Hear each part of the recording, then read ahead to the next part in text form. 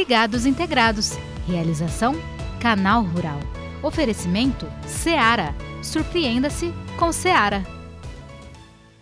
Olá, muito bom dia. Segunda-feira, 15 de agosto, a gente começa mais uma semana com muita informação para você se manter atualizado.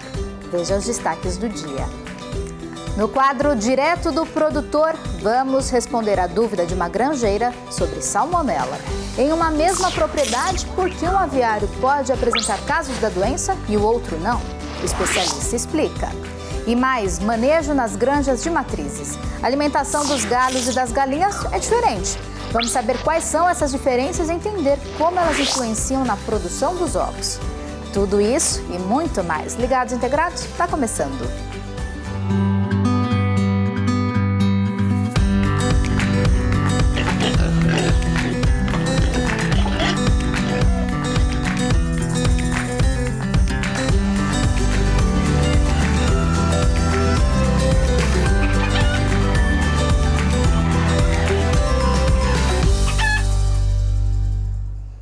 Vamos começar o programa de hoje falando de capacitação. Estão abertas as inscrições para o curso Potencial Agronômico dos Dejetos de Suínos.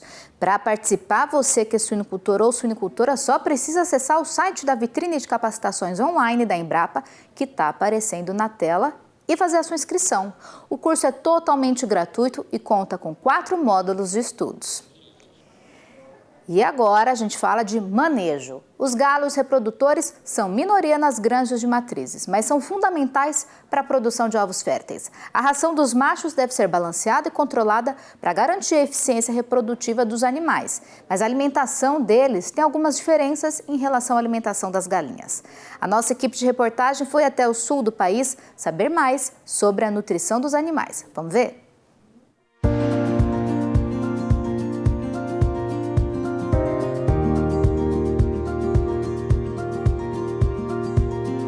Lá na Recria, o foco total é na galinha, digamos assim. Não que o galo não tenha o seu espaço, claro.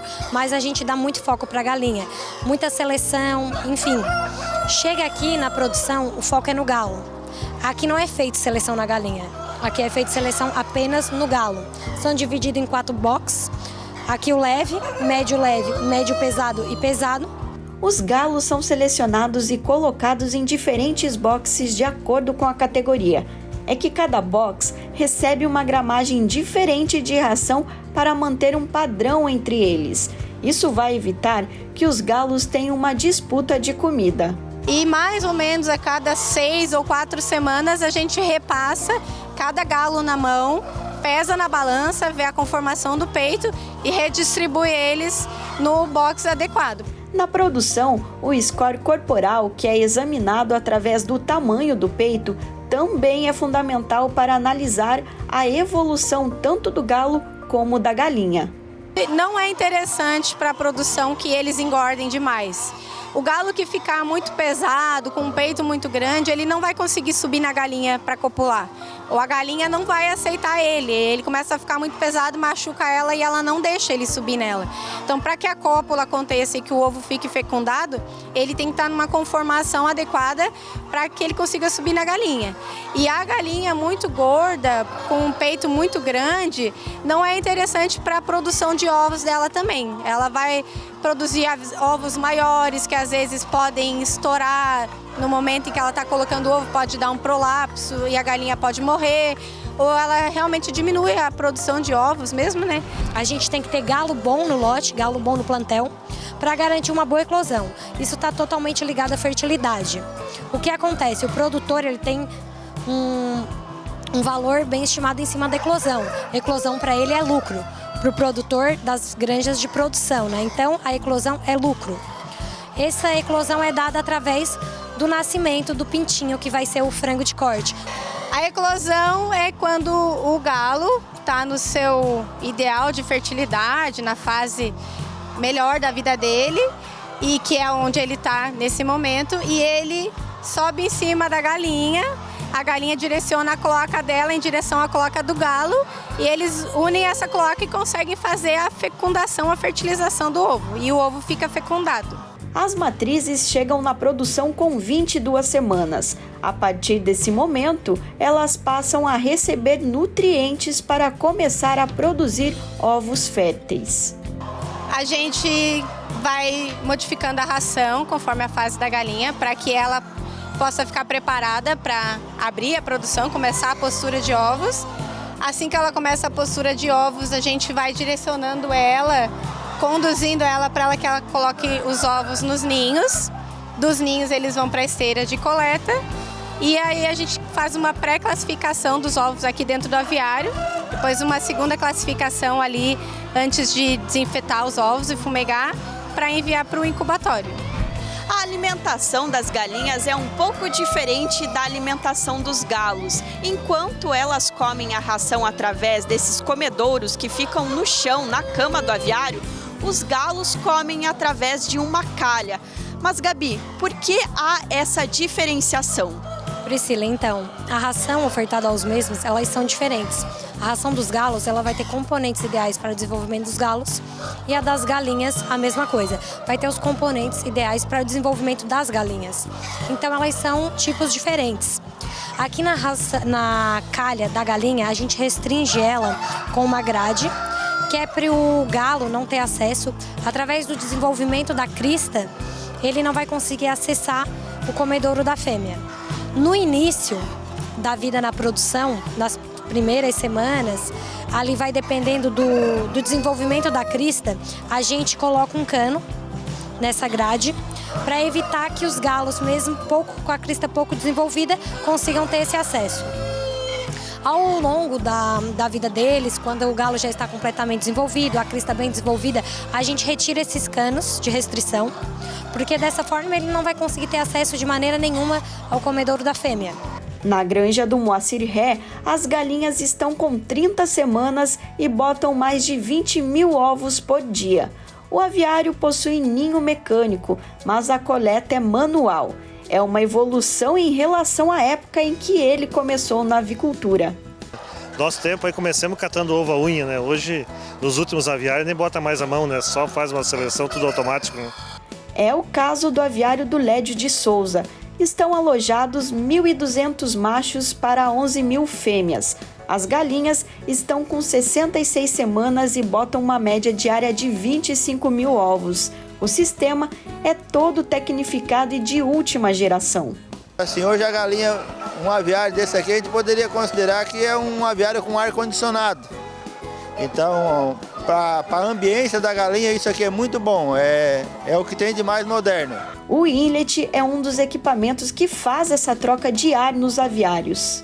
Quando a temperatura eleva, ele abre para esse ar gelado da rua entrar e o exaustor puxa o ar quente para fora e fica essa troca de ar para se manter uma temperatura. Nessa granja, o sistema de recolher os ovos é automatizado.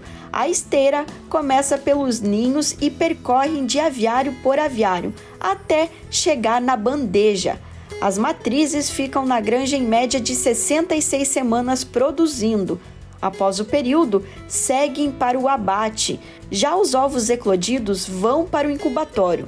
Mas você deve estar se perguntando qual é a diferença entre a granja modal e a convencional na matriz de produção. Para a ave, nenhuma. A alimentação, a cama e o manejo são os mesmos. A diferença está na tecnologia que a granja modal oferece em relação à convencional.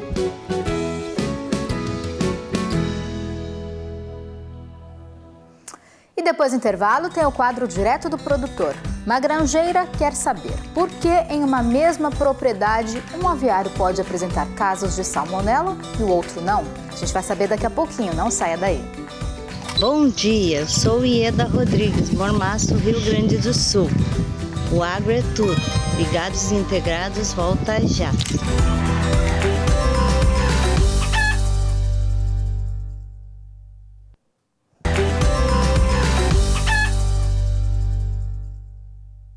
E estamos de volta, lembrando que é muito fácil acessar todos os nossos conteúdos. Basta você ativar a câmera do seu celular e direcionar para esse QR Code que está aparecendo na nossa tela. Pronto, você já vai ter acesso a um link que te leva para o nosso site e também para as nossas redes sociais. Muito fácil, né? E hoje é dia de esclarecer as dúvidas que vocês enviam para a gente. É hora do quadro Direto do Produtor.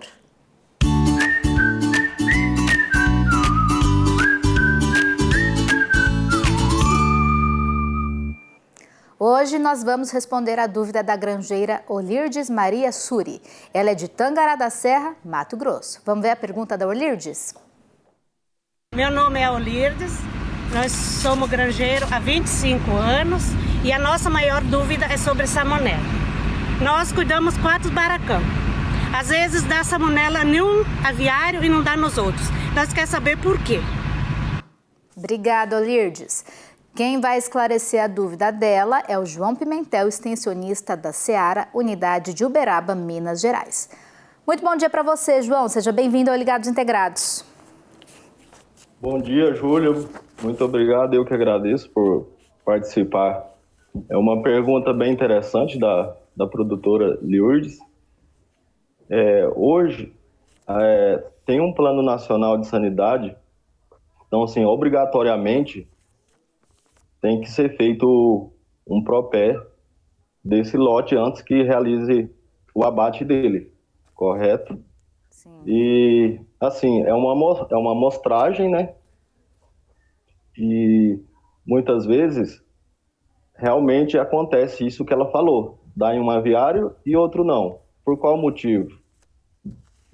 Talvez pode ser que muitas vezes esse lote tenha vindo de origem diferente, ou também, vamos falar que não quer dizer que o outro seja positivo e um seja negativo, de repente os dois ou os 4, no caso dela, que são 4 aviários aí na propriedade, talvez os 4 estejam positivos. Porém, como é uma amostragem, ela não é realizada em 100% do lote.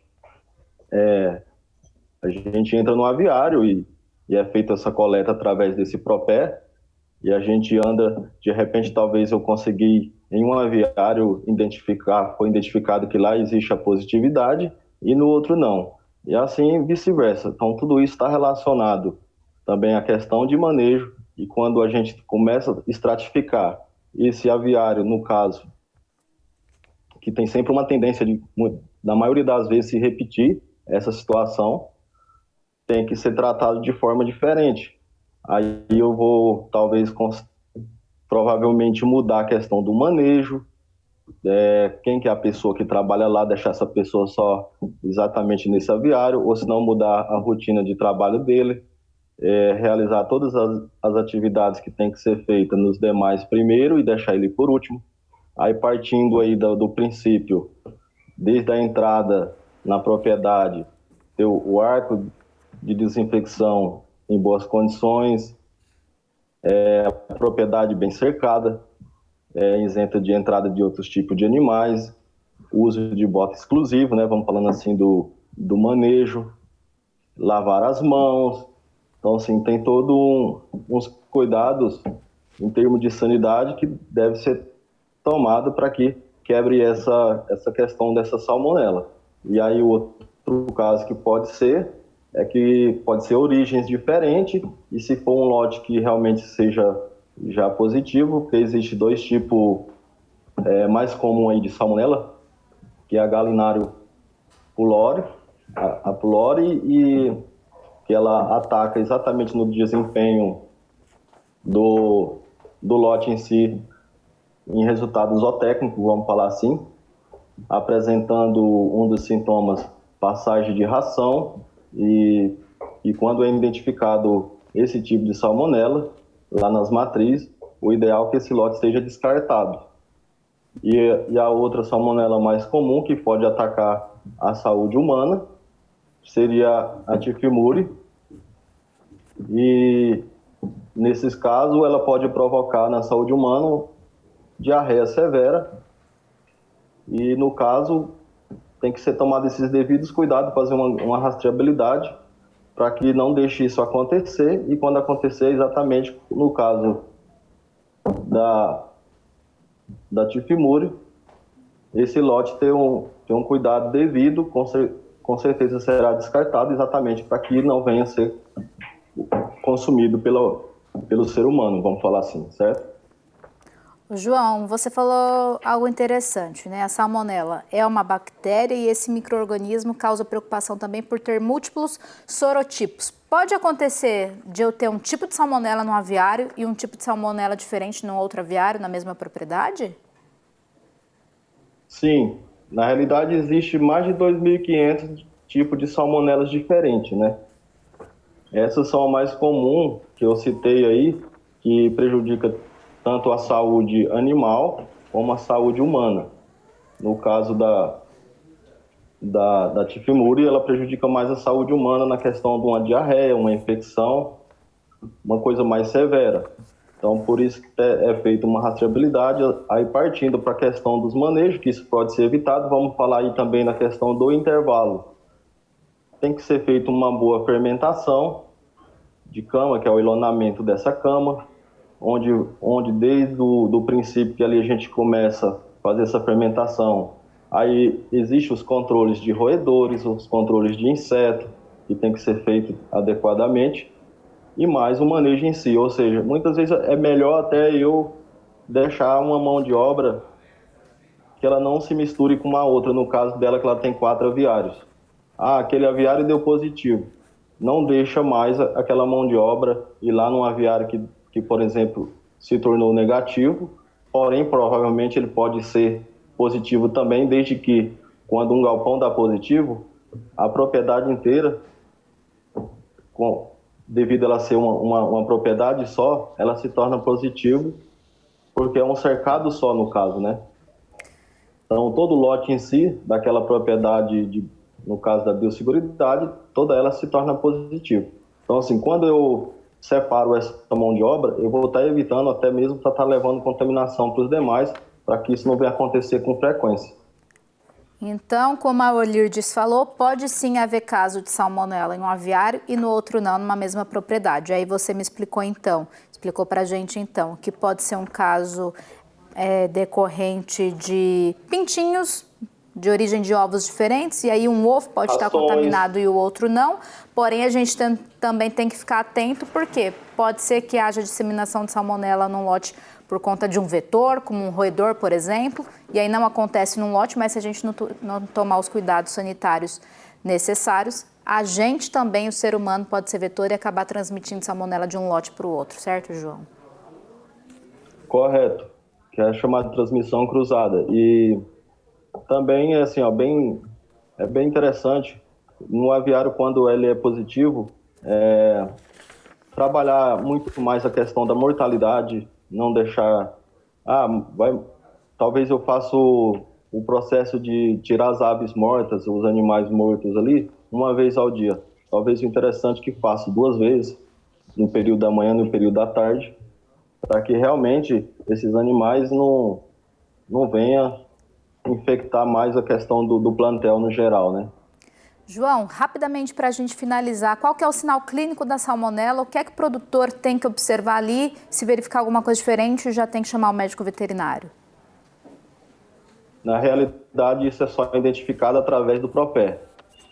Pode ser que apresente algum outro sintoma lá que ele acha diferente, relacionado, por exemplo, a uma passagem de ração, mas para isso, realmente ele tem que acionar o veterinário, que seja o extensionista, para que vá na propriedade, faça uma necrópsia e identifique algum, talvez outro tipo de anomalia. Mas nesse caso, para identificar realmente a salmonela, é através da coleta do PROPÉ, que isso vai para o laboratório e só lá vai identificar que realmente esse lote esteja com salmonela. Perfeito. Salmonela, todo cuidado é pouco, né? A gente tem que estar sempre atento, porque é uma doença que pode levar todo um plantel à morte, como você falou, e aí é prejuízo na certa. João, muito obrigada pela sua participação aqui com a gente mais uma vez. Te espero numa próxima oportunidade. Boa semana para você. Imagina, eu que agradeço. Obrigada. E lembrando que você também pode enviar vídeos, fotos e mensagens para o Ligados Integrados pelo nosso WhatsApp. Conta pra gente qual é a sua dúvida, o que você gostaria de ver aqui no nosso programa. O número é 11 97 571 3819. E lembrando que você também pode pedir a previsão do tempo para a sua região, que a Kelly Ávila traz todas as informações para a gente. E falando em Kelly Ávila, ela já está chegando por aqui para atualizar a gente, então, sobre a previsão do tempo para a semana. Bom dia para você, Kelly. Olá, bom dia a todos. A temperatura subiu um pouquinho esse final de semana, né, na região sul do país e sudeste, mas já tem frente fria nova e olha só, tem previsão até de neve em algumas áreas mais altas. É exatamente isso, neve nas áreas mais altas da região sul do país. Uma nova frente fria, então, avança pelo sul, deve chegar no sudeste aí, ali por quinta ou sexta-feira, mas já está chegando e atuando na região sul do país. A gente está vendo aqui nuvens mais carregadas passando pelo Rio Grande do Sul e pela região sul. E olha só, nesta área aqui que pega Rio Grande do Sul, Santa Catarina e Paraná e Mato Grosso do Sul, a gente vai ter mais chuva a partir de amanhã nessa área. E o sol vai brilhar no Rio Grande do Sul, na grande área central do país e um pouco de chuva só mais ao norte e no leste ali da costa nordestina. Aí a gente vai dar uma olhadinha de 16 de agosto a 20 de agosto, como é que vão ficar os volumes de chuva. A gente pode ter até 50, 70 milímetros de chuva na região sul do país, em especial em Santa Catarina e Paraná, voltando a chover um pouco mais forte no Paraná e também em Mato Grosso do Sul. Tem chuva também no sudeste, mas volumes menores, mas a gente continua com a grande área central ali do país com menos chuva. A notícia aí que a gente está vendo, olha aí, que a gente vai ter um pouco mais de chuva em Mato Grosso do Sul e essa chuva chega um pouco também a Mato Grosso. Volumes bem baixos, chuva espaçada em Mato Grosso, mas tem um pouquinho de chuva por lá. Aí eu trouxe as temperaturas mínimas aqui, olha aí, 0 graus aqui na Serra, que pega Rio Grande do Sul, Santa Catarina e Paraná, nas áreas mais altas, então a gente tem previsão de temperatura baixa, Rio Grande do Sul e Paraná, temperaturas de até 3 graus, então essa frente fria vai derrubar bastante a temperatura na região sul, e olha só, no sudeste também, pode fazer até 6 graus em Mato Grosso do Sul, aqui no estado de São Paulo também 7, 8 graus as mínimas, isso aqui na região sudeste chegando um pouquinho mais para frente ali por quinta-feira. E olha só, Urupema, Santa Catarina é uma área alta ali, né, uma área de serrana, mas olha aí, quinta-feira, menos 4 graus, então possibilidade de neve. Sexta-feira, geada, menos 7 graus e no sábado, menos 1 grau. O sol já volta a aparecer, mas a gente vai ter temperaturas negativas na quinta, sexta e sábado em Urupema, Santa Catarina. Isso ocorre em outras cidades serranas ali, São Francisco também. Então a gente vai ter temperaturas baixas, principalmente em Santa Catarina, Paraná e também no Rio Grande do Sul, nessas áreas mais altas.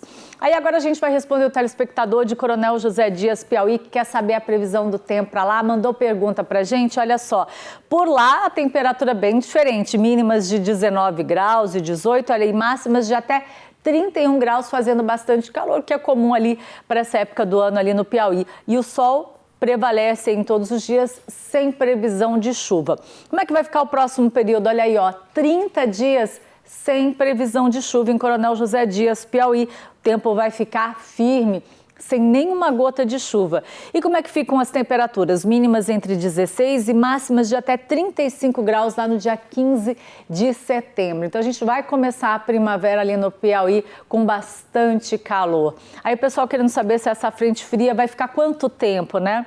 Essa frente fria deve ficar aí pelo menos essa semana e até o início, meados da próxima semana no sul e no sudeste. Depois as temperaturas começam a subir mais um pouquinho no sul e no sudeste, mas tem outra frente fria chegando mais no fim do mês também. Tá certo. Piauí mais de 30, Santa Catarina menos 7. Exatamente. O sul e sudeste sempre mais friozinho, não tem jeito. É isso. Obrigada, viu, Obrigada. Kelly? A gente se vê. Continue mandando perguntas pra gente. Uma boa semana. Até. Tchau, tchau. Obrigada, até. O programa de hoje vai ficando por aqui. Eu espero que você tenha aproveitado o nosso conteúdo. Você já sabe que a gente se encontra amanhã ao vivo a partir das 11h30 da manhã. Tô te esperando, hein? Até lá. Tchau.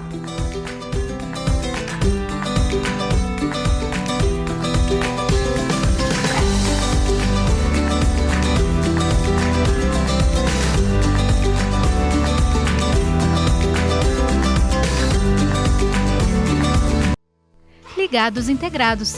Realização Canal Rural. Oferecimento Seara. Surpreenda-se com Seara.